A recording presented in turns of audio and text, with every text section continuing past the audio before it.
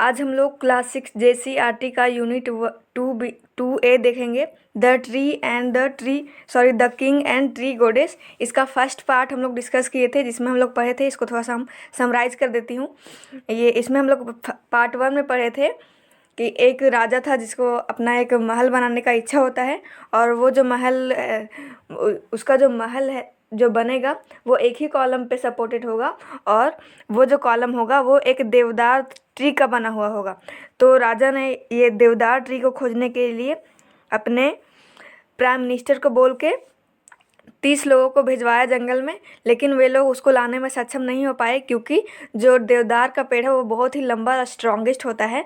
तो उन लोगों से नहीं हो पाया, क्योंकि जो सिटी और जो फॉरेस्ट का डिस्टेंस था वो बहुत ही ज़्यादा था। उसके बाद जो है राजा वो अपने बेटा को हॉर्स के साथ और कुछ लोगों के साथ भेजता है, लेकिन वो लोग भी उसको लाने में सक्षम नहीं हो पाते हैं। उसके बाद है सो राजा है सो कुछ हाथियों को भेजता है, लेकिन वो भी पॉसिबल नहीं हो पाता है, वो लोग वो हाथी भी नहीं ला पाते हैं। उसके बाद राजा बहुत गुस्सा हो जाता है और वो अपने ही पार्क में एक अच्छा सा देवदार ट्री का तलाश करने बोलता है अपने आदमियों को। तो काफ़ी छानबीन के बाद उन लोगों को एक अच्छा देवदार का पेड़ मिलता है, जो जो वहाँ के लोगों के द्वारा पूजा जाता था। तो उसके बाद क्या होता है आज हम लोग डिस्कस करेंगे। तो चलिए स्टार्ट करते हैं। When the prime minister and his men had decided that the column for the king's palace must be made from this lofty देवदार tree। यहाँ पे जब प्राइम मिनिस्टर और उसके लोगों ने ये डिसाइड कर लिया कि जो राजा का जो घर का कॉलम होगा, जो पिलर होगा, वो इसी देवदार पेड़ से बनेगा जो कल उन लोग को मिला था, जिसको लोग पूजा करते थे, वो उसी देवदार ट्री से बनेगा। तब वे लोग क्या करते हैं, दे came with garland, lamps and music to pay their respect to the goddess। तो फिर वे लोग हैं सो गार्लैंड का मतलब होता है माला। वे लोग माला लेके आते हैं, लैम्प्स लेके आते हैं और गान बजान के साथ में आते हैं एकदम इस ट्री गोडेस से रिस्पेक्ट करने के लिए, और उनसे पे करने के लिए, उनको रिस्पेक्ट देने के लिए आते हैं। इनसाइड एंड जो उस पेड़ के अंदर जो गॉडेस होती है, जो देवी होती है, उसको रिस्पेक्ट देने के लिए आते हैं। उसके बाद आगे and to request her that she must leave her abode. और उनसे रिक्वेस्ट करने आते हैं वो लोग कि वो अपना घर छोड़ दे। अबोट का मतलब होता है घर, लीव मतलब छोड़ना। Within 7 days it had to be cut to the ground. 7 दिनों के अंदर यह जो पेड़ है वो कट जाएगा। उसके बाद आगे देखते हैं। They lighted their lamps and placed them in a circle around the tree। वे लोग जो लैंप लेके गए थे उसको जलाए और ट्री के चारों ओर उसको लगा दिए। They hung their garlands upon the branches and tied nosegays among the leaves। वे लोग जो है वो गार्लैंड को है सो ब्रांचेस के ऊपर टांग दिए और उसको बांध दिए। टाई का मतलब होता है बांधना, बांध दिए पत्तों में। Then joining hands some danced and others sang। उसके बाद वे लोग ऐसे हाथ जोड़े, कुछ लोग डांस किए, कुछ लोग गाना गाए। The tree goddess heard and understood what was about to happen। जो ट्री गॉडेस थी, जो वृक्ष देवी थी, वो ये सब सुन रही थी और समझ रही थी कि क्या होने वाला है। She remained quiet as a resting breeze for a few moments। वो जो है क्वाइट का मतलब होता है शांत होना। वो जो वृक्ष देवी है वो थोड़ा देर शांत हो गई, थोड़ा देर विश्राम करी। उसके बाद and all her leaves began whisper and top most branch bowed. और उसके बाद जो उसका जो लीव्स था वो विस्पर का मतलब होता है फुसफुसाना, फुसफुसाने लगा, फुसफुसाना स्टार्ट हो गया। और टॉप मोस्ट मतलब ऊपर के जो कुछ ब्रांचेस थे वो झुक गए। बॉड का मतलब होता है झुकना। The man went away satisfied that she had heard and understood। जो लोग वहाँ पे गए थे वे लोग सेटिस्फाइड हो गए कि हम लोग की बातें जो है वो वृक्ष देवी सुन ली है, और यही सेटिस्फैक्शन के साथ वो लोग वहाँ से वापस चले गए। फिर उसके बाद यहाँ पे क्वेश्चन है, मैं सारा क्वेश्चन आप लोग को एक साथ करवाऊंगी। तो अभी हम लोग पहले स्टोरी पढ़ लेते हैं। That night when the king was asleep। उसी रात जब राजा है सो गहरी नींद में सो रहा था। एज स्लीप का मतलब होता है गहरा नींद, in deep sleep. A glorious figure draped in shining green foliage appear to him. एक ग्लोरियस फिगर मतलब, ग्लोरियस का मतलब होता है शानदार, एक शानदार पिक्चर एकदम हरे पत्तों, शाइनिंग मतलब चमकते हुए हरे पत्तों में, फॉलीज का मतलब यहाँ पे पत्ता होता है, फॉलीज का मतलब पत्ता होता है, लीफ। तो एकदम चमकते हुए हरे पत्तों में टंगी हुई दिखाई दी राजा के ऊपर। And spoke in a voice that was like the Russell of autumn leaves. और वो एक सरसराहट की आवाज़ में बोली, ऑटम लीव्स की आवाज़ में बोली। मतलब क्या बोली? I am the goddess of the deodar tree. वो बोली कि मैं देवदार पेड़ की देवी हूँ। Great king, you men have told me that you intend to cut me down. Great king, महान राजा, तुम्हारे लोग मुझे बोल रहे थे कि वो हमें मुझे काट देंगे। I have came to beg you to change your mind.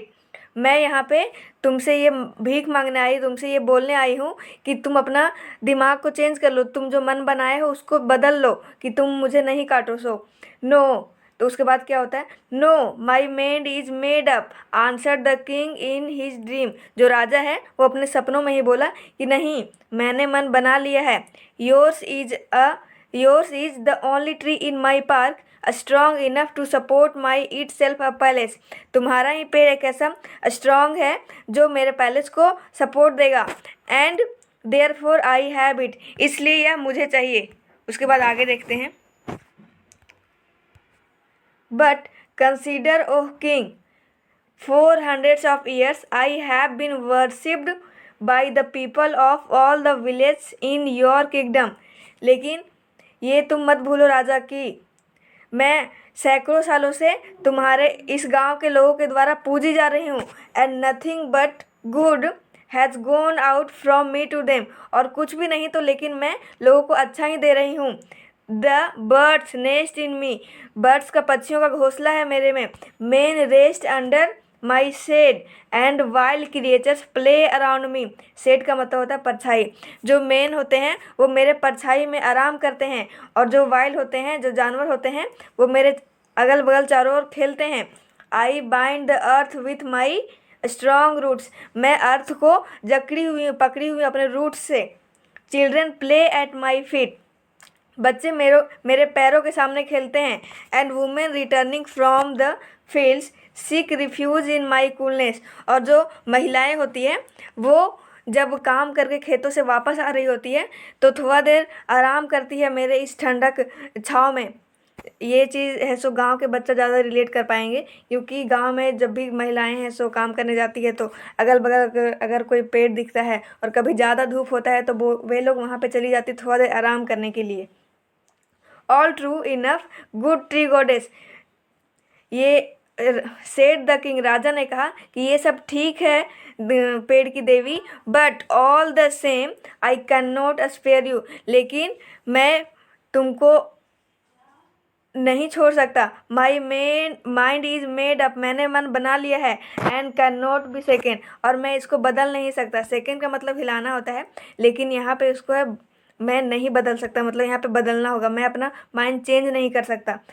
The tree goddess spoke in tones of great sorrow, जो ट्री गोडेस है, जो वृक्ष देवी है, वो बहुत ही दुख के साथ बोली, दुख की आवाज़ में बोली। क्या बोली आगे देखते हैं। Then mighty king grant me one last request, ठीक है राजा तुम मेरा एक लास्ट रिक्वेस्ट सुनो। Please cut me in 3 parts, तुम मुझे 3 पार्ट्स में काटो। First my head with its crown of waving green, पहला मेरा हेड जो एक हरियाली का क्रॉन है, हरियाली का ताज है। जैसे पेड़ होता है ना, जैसे ये पेड़ है अगर, तो इसका बहुत सारा ये ब्रांचेस है और इधर से ये फूल पत्ती वगैरह रहता है ना, तो ये क्रॉन जैसा लगता है, वही यहाँ पे बोला गया है crown of waving green. Next my middle, और नेक्स्ट मेरा बीच का part with its 100 strong arms are and hands, जो जिससे जिससे सैकड़ों ब्रांचेस लगे हुए हैं। यहाँ पे आर्म्स एंड हैंड्स का मतलब है पेड़ का ब्रांचेस, जैसे ये पेड़ होता है तो इससे बहुत सारा ब्रांचेस निकलता है ना ऐसे, तो उसी के बारे में वृक्ष देवी बात कर रही है। At last my base, which bears the heaviest and noticed of my limbs upon, और लास्ट मेरा बेस जो बहुत ही हैवी है और जो मेरा मेरा पूरा बॉडी पार्ट्स में बहुत ही हैवी अंग है। This is a strange request, यही सेड द किंग, राजा ने कहा यह बहुत ही अजीब सा रिक्वेस्ट है, बहुत ही अजीब सा प्रार्थना है। I have been never before heard of someone who wish to suffer the death stroke thrice, मैंने ये पहले कभी किसी से नहीं सुना कि कोई 3 बार मरना चाहे, कोई 3 बार मरने का दर्द मतलब महसूस करना चाहता है। थ्राइस का मतलब 3 times. Why not suffer it once and have done with it, क्यों नहीं, और इस चीज़ को फिर राजा ने डन कर लिया कि ठीक है, ये रिक्वेस्ट को मान लिया। उसके बाद आगे द रीजन इज प्लेन, यहाँ पे है कि इसका रीजन साफ है। सेड द ट्री गोडेस, ये बोलती है, वृक्ष देवी बोलती है कि इसका रीजन स्पष्ट है। डोजेंस ऑफ यंग, इसका रीजन क्या होता है वो देखते हैं। डोजेंस ऑफ यंग देवदार trees have sprung from me, मतलब बहुत सारे दर्जन यंग देवदार पेड़ है, जो छोटे छोटे देवदार के पेड़ हैं, वो मेरे से जो जन्म लिए हैं। If you cut me with one mighty stroke, अगर तुम मुझे एक ही बार में काट दोगे तो my weight would certainly crush all my children to death, जो मेरा वेट है, जो मेरा वजन है, वो मेरे सारे छोटे छोटे बच्चे को, छोटे छोटे देवदार पेड़ को क्रश कर देगा, वो मतलब ख़राब कर देगा उसको, क्योंकि उसका वेट बहुत ज़्यादा है और एक ही बार में गिरेगा तो सारा वो पौधा जो थोड़ा छोटा है वो ख़राब हो जाएगा। But if I suffer the stroke 3 times and fall in 3 pieces, some of the young ones में एस्केप, लेकिन मैं 3 बार इस चीज़ से, अगर मैं 3 बार में कटूँगी तो हो सकता है कि कुछ मेरे यंग वंस से, कुछ मेरे जो छोटे देवदार हैं वो हो सकता है बच जाए। इज़ माई प्रेयर ग्रांटेड, यही मेरा प्रार्थना है।